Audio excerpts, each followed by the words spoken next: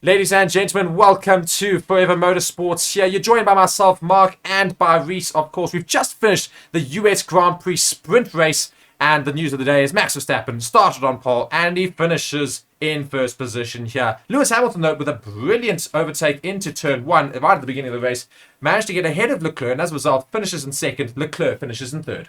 Yes, Hamilton very happy on the radio to the team afterwards, just giving them a lot of encouragement, saying, we've done really well with these upgrades. We've had a phenomenal uptick from the season, and they certainly have been. They're now challenging for the race win. It's exactly that. The Mercedes have looked very good today. Russell struggled to get past Sainz, though. So Hamilton looked good, but Russell could not get past the other Ferrari. As we go through the grid, let's go through our top 10. Verstappen first, Hamilton second, Leclerc in third, Norris in fourth position. Perez made up a few positions into fifth. Sainz stays in sixth. Gasly moves up into seventh as a result of a time penalty to Russell, who finished in eighth.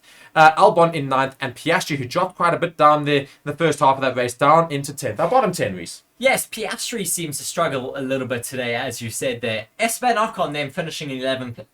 Daniel Ricciardo dropping 2 positions from his starting position. He's down in 12th. Fernando Alonso really struggling out there today. We don't know what's happened with those Aston Martins. They brought upgrades this weekend. They certainly don't seem to be working very well, as they have fallen off the pace quite a lot. Unfortunately, that does not bode well for the race tomorrow. We'll have to wait and see what they're able to do. His teammate, unfortunately, was the only DNF from this race, and he had another brake failure. Then continuing behind that is Yuki Tsunoda down in 14th, Nico Hülkenberg in 15th. Valtteri Bottas and his teammate Zhou Guanyu got a time penalty for forcing a driver off the track, for forcing Magnussen off the track. He finishes behind him in 18th. Logan Sargent then in 19th, and of course Stroll finishing in 20th. Of course, because he was DNF'd from that race. Yes, so we did have a driver of the day poll at the end of our session. Hamilton got 42% of the vote and wins our driver of the day for the Forever Sports driver of the day. Verstappen 23% of the vote, other getting 90%, and Tsunoda only getting 14%, even though Tsunoda made the most overtakes in that sprint race.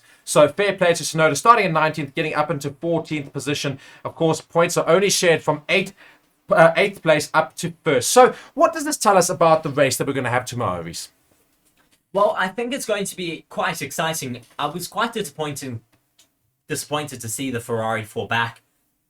I did think they would. They didn't fall back as much as I thought they would. I thought Norris may have caught Leclerc near the end, but he didn't. He was able to hold on to it.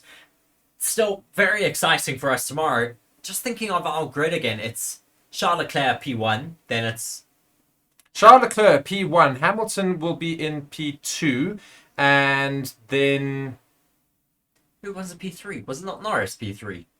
Norris, it may yes. have been, yes. But I think that's going to provide a really exciting race ahead of us tomorrow, and certainly a lot to tune in for. We certainly hope all of you will tune in with us here on Forever Motorsports.